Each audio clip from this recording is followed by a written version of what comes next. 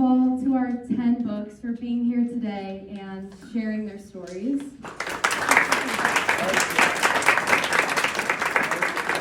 I know that I learned a ton today, and I bet that all of you did too. It's super cool what happens when we just listen and take different perspectives and open up our minds. So much again for coming, and I hope you have a great rest of your day.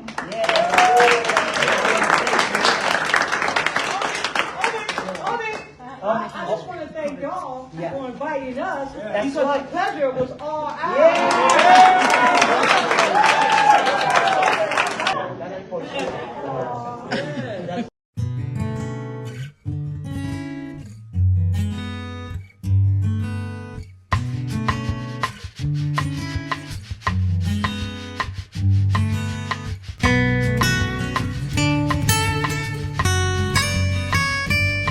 It is truly amazing how much compassion and empathy is built when people just listen to each other before drawing conclusions and opinions.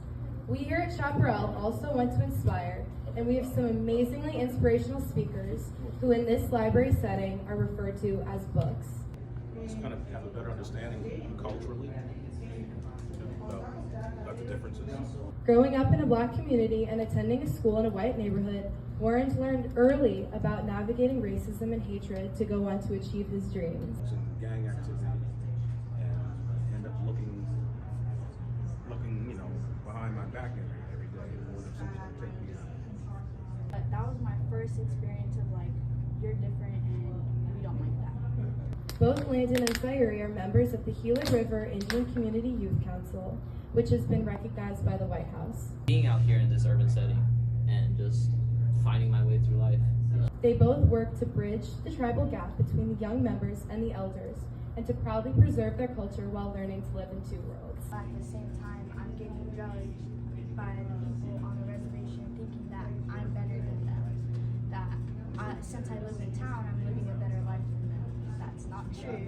I would also drive really fast on the freeway and just have these like ideas of like just swerving left or swerving right really fast. Julio survived bullying, grief, and addiction to become a youth advocate and successful street dancer.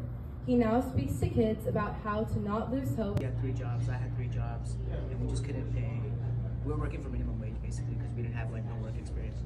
I recognize that there's a lot of ways you could answer that, whether that's just the physical demand of your career field or the mental demand. It's part of the special operations. Other operators. We do a lot of the same things. A lot of the schools we go to are even joint schools. Colonel George flew in from the Pentagon last night as he is one of the highest-ranking combat rescue officers. The pararescue teams are the special forces for the Air Force, and they are the ones the SEALs call when they're in trouble. Just how groups are, we can feel a little emotional with it now, but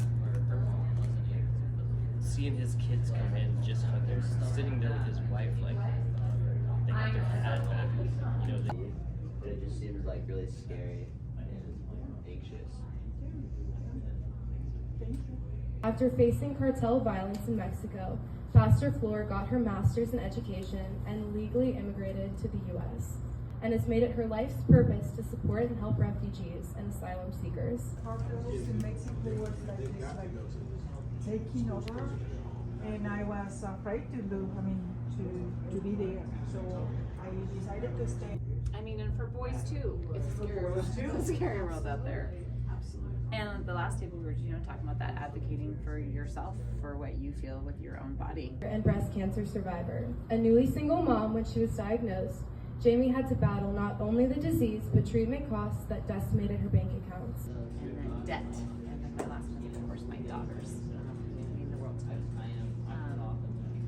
Cancer is not just head, it just affect me physically. It's really amazing how people from different communities and experiences can truly connect when they just listen to each other. Their perspective and stories are so inspiring, and I hope everyone is leaving here today feeling more connected and supported. If we can give them another round of applause, please.